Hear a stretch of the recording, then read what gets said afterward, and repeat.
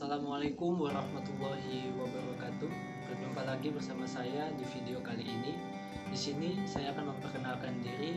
Nama saya Muhammad Farhan Rusti, jurusan Teknik Mesin Universitas Sultan Ageng Tirtayasa. Dengan nomor induk mahasiswa 333118080. Kali ini saya akan membahas mengenai praktikum modul getaran. Sebelum ke proses percobaan, saya akan menjelaskan mengenai latar belakang dan landasan teori yang digunakan pada getaran. Pengertian getaran. Getaran adalah gerakan bolak-balik dalam suatu interval waktu tertentu. Getaran ini berhubungan dengan gerakan osilasi dan gaya yang bekerja pada batang tersebut. Getaran dibedakan menjadi dua secara umum. Yang pertama ada getaran bebas, yang kedua getaran paksa. Getaran bebas ialah gerakan osilasi karena adanya gaya yang bekerja dalam sistem tersebut dan gaya luas pada sistem tersebut. Seperti adanya getaran pada bandul terjadi karena ada getaran bebas. Pada getaran bebas terdapat dua macam getaran. Yang pertama getaran dengan redaman, yang kedua getaran tanpa redaman. Selanjutnya yang kedua ialah getaran paksa.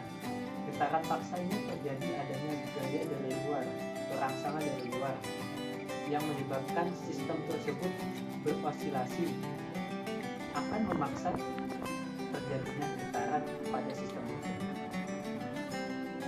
Nah, selanjutnya saya akan menjelaskan mengenai gelombang. Apa sih itu gelombang? Gelombang itu adalah energi yang bergerak pada getaran.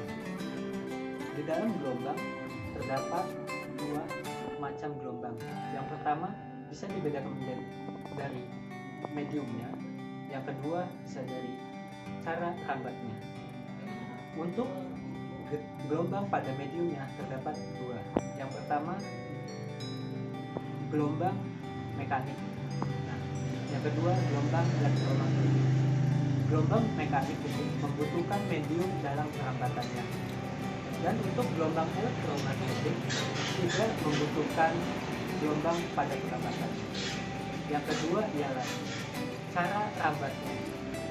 Gelombang dibedakan menjadi dua. Yang pertama gelombang longitudinal, yang kedua gelombang transversal. Gelombang longitudinal adalah gelombang yang bergerak sejajar dengan arah gelombangnya. Dan untuk gelombang transversal bergerak tidak sejajar dengan arah geraknya. Selanjutnya di sini saya akan menjelaskan mengenai yang berhubungan erat dengan getaran. Yang pertama frekuensi. Frekuensi itu adalah banyaknya getaran per satuan waktu. Amplitudo. Amplitudo adalah titik maksimum pada getaran tersebut dalam keadaan setimbang. Periode, banyaknya waktu dalam satu getaran. Nah, di sini saya akan menjelaskan mengenai prosedur tahapan pada percobaan praktikum getaran. Pada percobaan modul getaran, saya akan mempercobakan getaran pada motor dengan asumsi menggunakan vibratometer dari gadget digital ini. Nah, di sini ada getaran pada redaman. Nah, di sini saya akan menyalakan motor dan menghitung berapa besar getaran yang terjadi pada getaran redaman tersebut.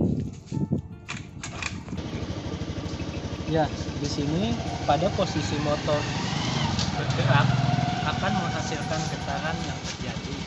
Nah, kita akan menunggu motor dalam keadaan steady selama 20 detik.